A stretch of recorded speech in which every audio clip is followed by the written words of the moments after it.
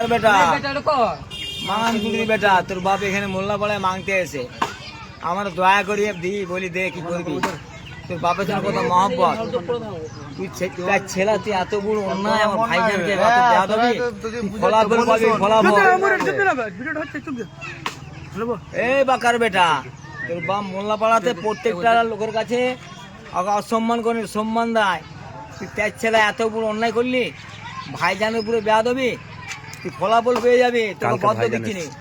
কালকে ভাইজান এসছে এটা কাল ভাইজান এসছে বাংলার বাঘ এসছে জেনে রাখ